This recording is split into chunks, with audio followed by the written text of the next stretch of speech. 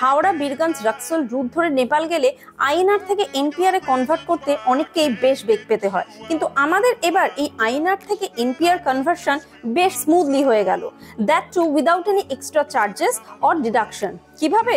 Well, আজকের এই ভিডিওতে আমি ঠিক সেটাই বলতে চলেছি, কাজেই সঙ্গে থাকুন এবং দেখতে থাকুন দ্য বহুপ্রাণ।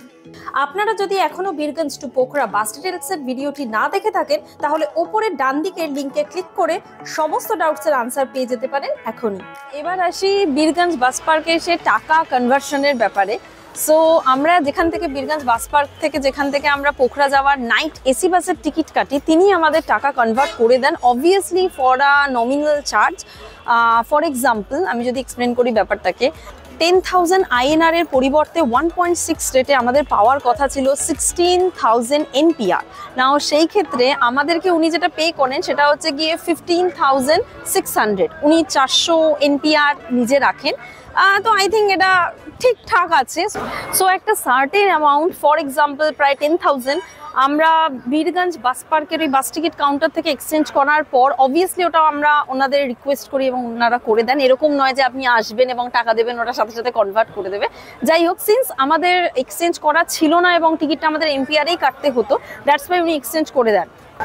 নাও ওই বীরগঞ্জের বাস পার্কের ওই বাস কাউন্টারের পর আমরা একটু এদিক ওদিক করে একটা জায়গার খোঁজ পাই যেখানে বিনা কোনো ডিডাকশন, বিনা কোনো চার্জেসে আমরা ফুল অ্যামাউন্টটাই পাই, দ্যাট ইজ 10,000 INR এর পরিবর্তে 16,000 NPR, এবং সেখান থেকে আমরা প্রায় 50,000 INR কনভার্ট করি এনপিআরে, এবং সেটা উইদাউট এনি চার্জেস।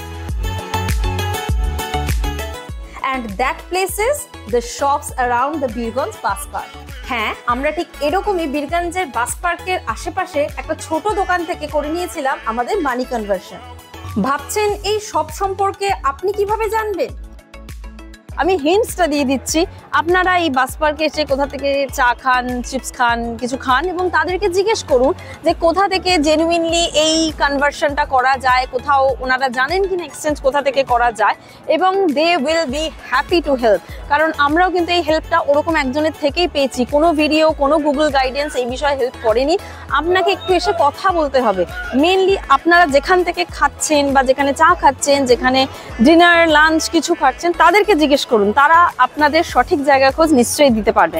আরও একটা জিনিস, ডোন্ট গো ফর দোজ গুমটি দোকান অ্যান্ড ছাতা লাগানো টেবিল পাতা, তারা না জাস্ট ডাকাত। মানে বলবে আপনাকে যে 13,000-এ বা 10,000-এ এক্স্যাক্ট এক্সচেঞ্জ করে দেবে, বাট অ্যাকচুয়ালি ব্যাপারটা করে না। আপনি একবার টাকাটা দিয়ে দিলেন INR, তারপর ওরা প্রায় 1,000, 1,500, 2,000 এরকম একটা চার্জ রেখে বাকি টাকাটুকু আপনাকে ফেরত দেবেন। আপনি যতই তারপর বলুন, লোকজন চলে আসবে এবং ব্যাপারটা খুব একটা আই থিঙ্ক রিজনেবল একটা ডিসিশন হবে না।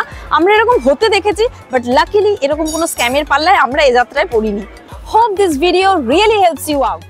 ভিডিওটি ভালো লেগে থাকলে, ইনফরমেটিভ লেগে থাকলে do like, comment and share, and keep watching the Bahupran for more informative and detailed trek and travel videos.